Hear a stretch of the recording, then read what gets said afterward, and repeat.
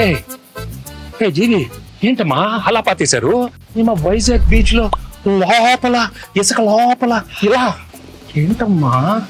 Music sitting అని పిలిచారు sir, పాతేశాడు sir. ఈ అనిల్ చూస్తే వణికి వచ్చేస్తుందమ్మా. ఏదో ఒకటి అడుగుతాడు. నాకు తెలిసి పటాస్ అప్పుడు బానే ఉన్నాడు సార్. మీరే బాగా ప్యాంపర్ చేశారు. నేను పాడతా దగ్గర నుంచి ఈయన్ని పాతేసే దాకా తీసుకొచ్చారు. సార్ సార్ సార్ సార్ ఏంటి ఏంటి ఏంటి సార్, సార్, సార్, అక్కడ చూడండి.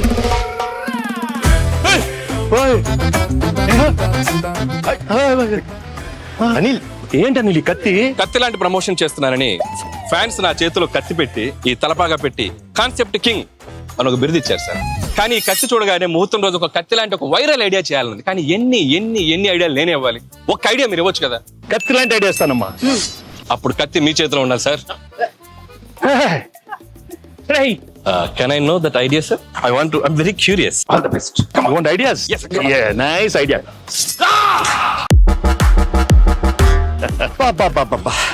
రావిపూడి రక్తంతో విజయ తిలకం దిద్దిన వెంకటేష్ గారు. ఎలా ఉంది అనిల్?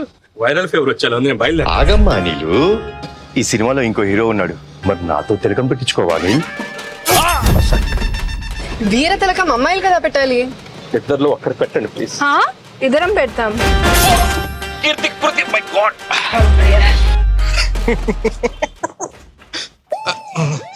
బాగా ఎంజాయ్ చేస్తున్నట్టున్నా. జీవి గారు బ్రేక్ఫాస్ట్. వద్దురా, నా కడుపు నిండిపోయింది. ఎంత రాయలసీమ బ్యాక్ డ్రాప్ అయితే మాత్రం మరీ అంత రక్తపాతం అవసరమా? మనది ఫ్యామిలీ బ్యాక్ డ్రాప్ ప్లీజ్.